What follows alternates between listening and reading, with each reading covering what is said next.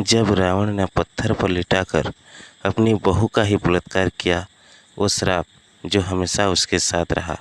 तो दोस्तों, रावण का अत्याचार किस तरह से बढ़ गया था, आइए इस कहानी के माध्यम से जानते हैं। तो दोस्तों, हर दिन की तरह मैं मोरल स्टोरी कहानी लाता रहता हूँ।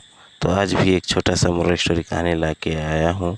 तो दोस्तों, जो मेरे चैनल पे नए हैं, प्लीज़ दोस्तों चैनल को सब्सक्राइब करें और इस कहानी को लास्ट तक ज़रूर सुनें दोस्तों। तो चलिए इस कहानी को स्टार्ट करते हैं। विजयदशमी के दौरान यह बात करना जरूरी है कि भगवान श्री राम ने किसी ऐसे रावण का वध नहीं किया था जो विद्वान था, शास्त्रों का ज्ञात था और अपने राज्य की भलाई के बारे में सोचता था। राम ने ऐसे रावण का वध किया था जो स्त्रियों का सम्मान नहीं करता था, उनके साथ दुर्व्यवहार करता था और बलपूर्वक अपनी बात मनवाता था। आजकल रावण को अच्छा साबित करने के लिए उसके गलत पक्षों को सही बात कर पेश किया जा रहा है। हाँ, रावण चरित्र शिव पातांडव हम आज भी गाते हैं, जिसका अर्थ यह हुआ कि बुरे से बुरे व्यक्ति ने भी अगर कोई अच्छा काम कर दिया तो उस अच्छे को याद रखा जाता है, लेकिन उसे अपने कर्मों का फल अवश्य मिलता है। रावण के संगीत ज्ञान की प्रशंसा चल सकती है, लेकिन उसने सीता को छुआ भी नहीं वाला नैरेटिव बहुत गलत है, क्योंकि रावण का इतिहास उस प्रकार का नहीं रहा। रावण की शिव भक्ति कई ऋषियों मुनियों के भी तपस्या से परे थी, लेकिन इसका अर्थ ये नहीं कि रावण ने सीता के साथ बलपूर्वक व्यवहार नहीं किया वाला नैरेटिव सही है। रावण ने क्या अपहरण करते समय सीता पर अपने बल का प्रयोग नहीं किया था?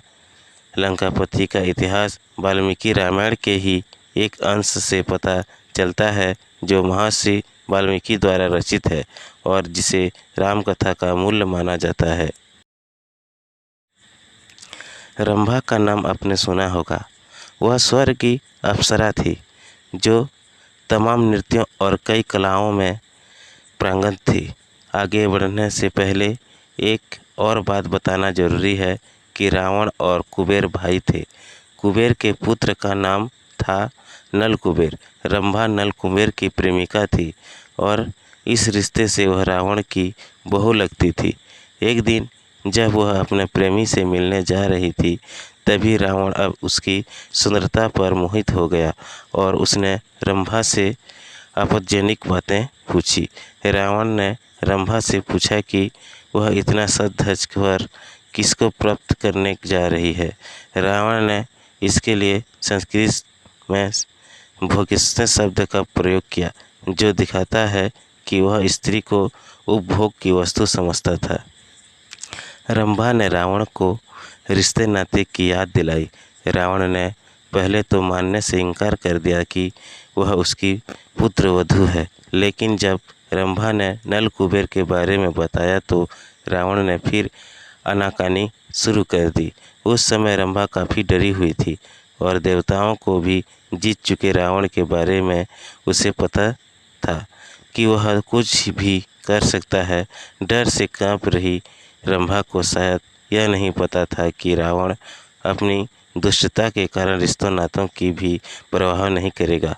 क्या आपको पता है, जब यह साबित हो गया कि रंभा रावण की पुत्रवधू है, तब रावण ने क्या जवाब दिया? रावण ने कहा कि सारे रिश्ते नाते सिर्फ उन्हीं स्त्रियों के लिए होते हैं जो किसी एक पुरुष की पत्नी हो। उसने रंभा से कहा कि स्वर्ग लोक में तो ऐसा कोई नियम कानून या रिश्ते नाते नहीं होते। उसके बाद रावण ने रंभा के जांघों पर वक्ष स्थल को लेकर अपनी आपत्तिजनक टिप्पणी की। साथ ही उसने घमंड से चूर होकर अपनी वीरता का बखान किया और यहाँ तक कहा कि अश्विनी कुमार सहित दुनिया का कोई भी पुरुष उससे बेहतर नहीं है।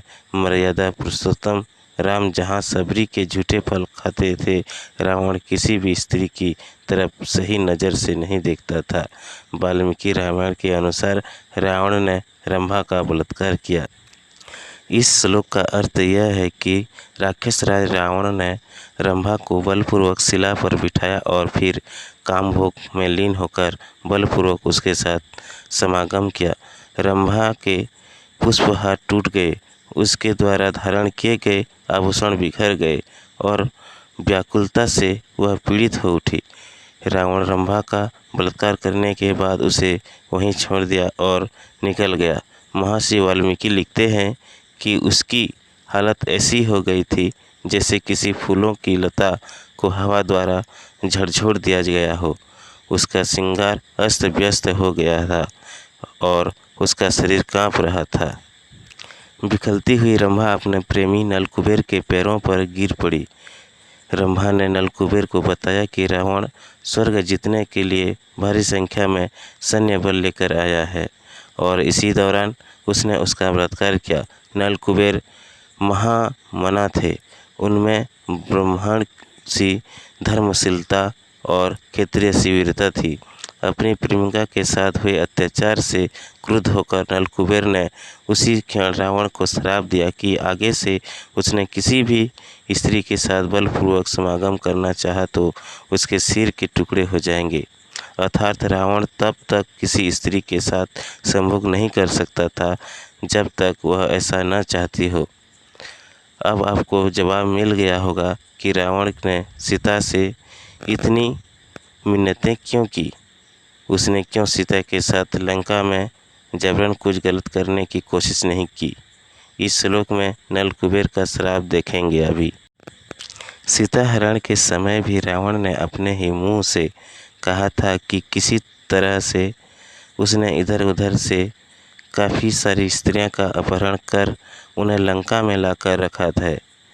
अगर किसी के भीतर रावण के अच्छे पक्षों की चर्चा करने की ही अच्छा है तो उसकी आगे अच्छे की चर्चा करने में कोई बुराई नहीं है, लेकिन जिस क्षेत्र में यह बुरा था, बलात्कारी था, उस मामले में उसकी बुराई में अच्छा ढूंढने वालों को कम से कम बिना तथ्यों को जाने दुष्टाचार तो नहीं फैलाना चाहिए।